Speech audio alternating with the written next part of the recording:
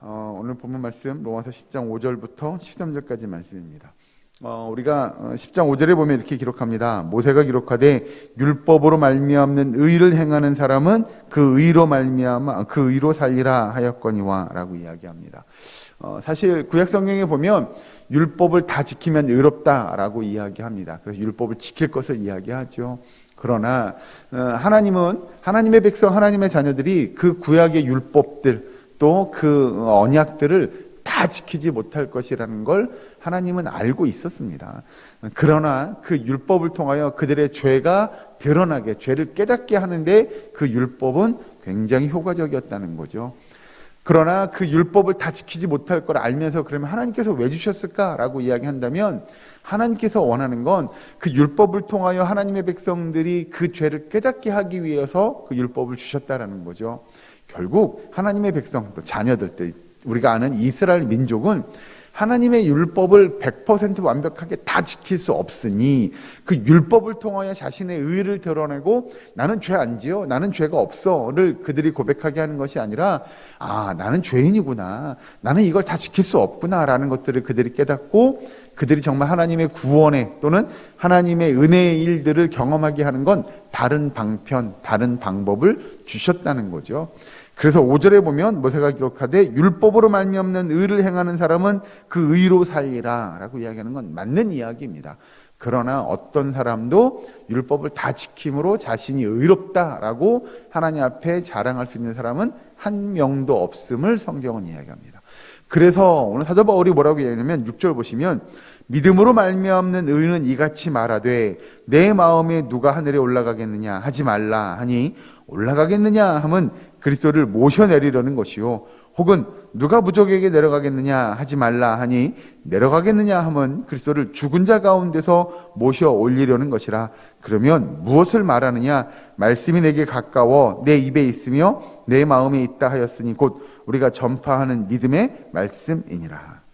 여기서 중요한 건 그겁니다. 하나님의 백성들, 하나님의 자녀들이 우리가 예수 그리스도를 믿음으로 의롭게 된다라고 하는 그 대명제, 사도 바울이 신약 성경의 여러 곳에서 이야기하는, 제가 몇 번 말씀드렸던 이신득의라고 이야기하는, 믿음으로 말미암아 우리가 의를 덧입게 되고 의를 얻게 되는 그것에 대한 설명을 하게 됩니다. 그러면 믿음으로 의롭게 된 사람들은 결국 그 믿음을 통해서 그 믿음의 순종함으로 우리가 하나님의 의롭다 하심을 얻게 될 거다라고 하는 거죠. 그래서 예수님을, 하늘에 올라가신 예수님을 끌어내리겠냐, 저 죽음에 이른 예수님을 다시 살려 올리겠냐, 뭐 이런 이야기 하는 건 옳지 않다는 거죠. 그럴 필요가 없다는 겁니다. 우리가 죽으시고 부활하신 예수 그리스도를 믿는 믿음 안에서 우리의 삶을 이뤄가게 된다면 하나님은 우리를 보고 그래, 우리의 믿음이 너를 참 의롭게 하는구나, 네가 그 믿음을 고백하고 믿음의 삶을 살아 내가 너를 의롭게 여겨주마 라고 하나님께서 칭해 주시고 우리에게 의롭다함을 주신다라고 하는 것을 사도 바울이 강조하게 되죠. 그래서 하나님의 백성들은 그 믿음으로 말미암아 하나님의 말씀에 순종하는 삶을 사는 것이 필요하다고 성경은 가르칩니다. 즉 우리가 믿음을 가지고 의롭게 되었어요. 내가 예수님을 믿어요. 예수님이 이 땅에 오셔서 왜 죽으셨는지, 그가 왜 부활하셨는지, 그리고 지금도 나와 함께 하시는 예수님을 제가 믿어요 라고 고백한다면 그 믿음이 합당한 삶을 사는 것이 성도에게 마땅하다고 가르치는 거죠. 우리는 그래서 믿는 것만 가지고 난 믿어요, 구원받았죠, 됐어요가 아니고요, 그 믿음에 따른 삶이 필요한 겁니다. 밑에 가서 보시면 이제 9절에 내가 만일 내 입으로 예수를 시인하며 또 하나님께서 그를 죽은 자 가운데서 살리신 것을 내 마음에 믿으면 구원을 받으리라. 사람이 마음으로 믿어 의에 이르고 입으로 시인하여 구원에 이르느니라 라고 가르쳐 줍니다. 여기서 이야기하는 대로 우리가 예수 그리스도를 믿는다고 시인하는 것, 우리의 믿음을 고백하는 걸 이야기하죠. 그 위의 믿음을 고백하는 일들을 통하여 우리가 구원받은 자다운 삶을 살아야 됩니다. 왜냐하면 내가 예수님을 믿는다고 고백하면 하나님은 나를 의롭게 여겨주시고 우리를 의롭다 칭해 주시고 그리고 우리에게 그 믿음을 통하여 구원을 베풀어 준다는 거죠. 그러면 우리는 그렇게 믿음을 고백하고 구원을 받은 하나님의 백성이라고 한다면 그 구원받은 자다운 삶을 살아야 된다고 성경은 줄기차게 이야기합니다. 그래서 우리가 이야기하는 그 구원받은 자의 삶을 다른 편으로 이야기하면 여러분, 우리가 구원받았다라고 하는 건 결국 어디 간다는 얘기예요? 천국 간다는 이야기잖아요. 그러면 천국을 이미 소유한 하나님의 백성, 하나님의 자녀들이 이 땅에서 그 천국을 소유한 백성답게 살아야 함을 성경은 이야기합니다.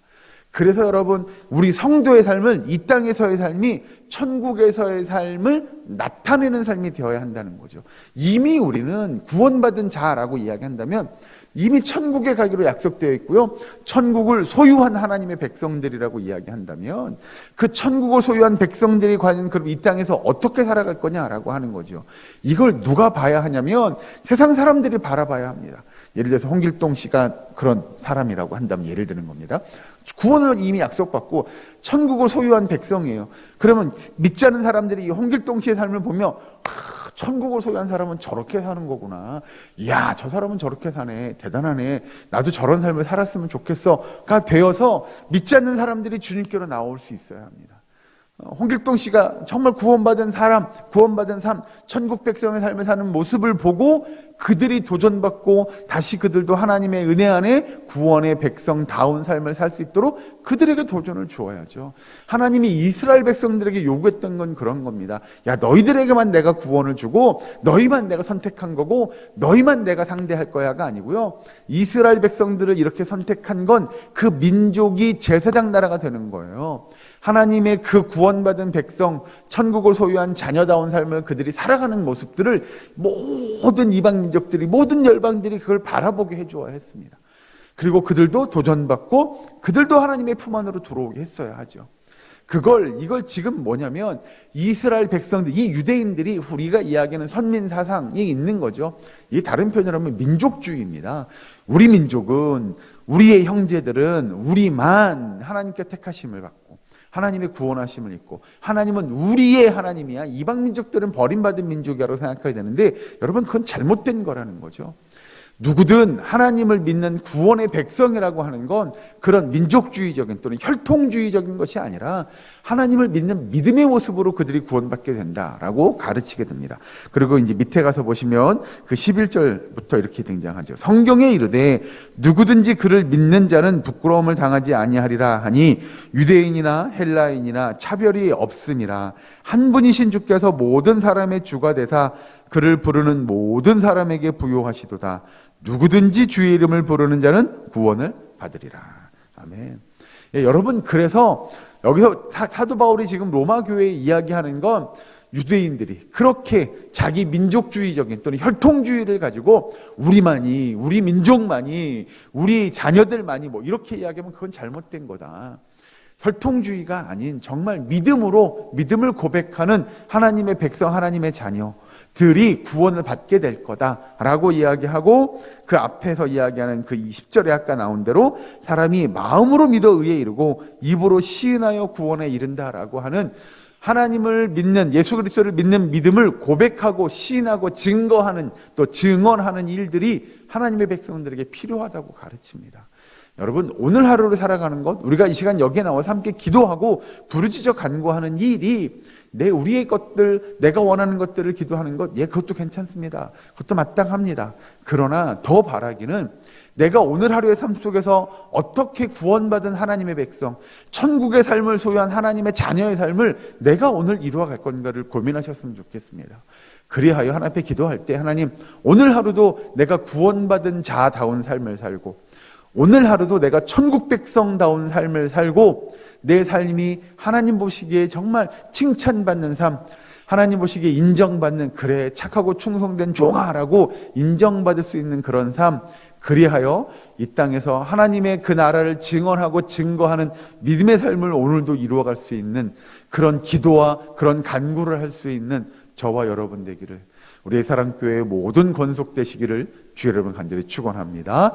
기도하겠습니다. 사랑번의 하나님, 감사합니다. 우리의 삶을 주장하시고 우리의 믿음의 고백대로 아버지, 우리를 의롭다 칭하시는 그 주님을 믿고 의지하는 주의 백성들 되게 하여 주시옵소서. 아버지 또한 우리의 믿음의 고백대로 우리의 삶을 이뤄가기를 원합니다. 우리의 삶이 하나님을 기쁘시게 하고 하나님 앞에 영광 돌려드리며 하나님의 나라를 증언하는 주의 백성 되게 하여 주시옵소서. 이 땅에 하나님의 영광을 나타내게 하시고 이 땅에서 주의 나라와 주의 백성다운 삶을 이루어가기 척함 없는 우리의 사랑교회의 모든 권속들 될 수 있도록 주님 도와 주시옵소서. 아버지 이 시간 간구합니다. 부르짖습니다. 우리의 기도와 간구를 들으시고 특별히 우리들 가운데 아파하고 힘들어하는 우리 환우들을 위해 기도하오니 그들을 영육간의 강건함을 지켜주시고 그들에게 위로를 더하시며 그들이 병석을 떨치고 일어나 주 앞에 영광 돌릴 수 있는 믿음의 백성 되게 하여 주시옵소서. 아버지 오늘 하루도 성령의 충만한 은혜가 우리의 사랑교회의 모든 권속들의 삶에 넘치기를 간절히 바라옵고 나오며 예수님의 이름으로 기도하옵나이다. 아멘.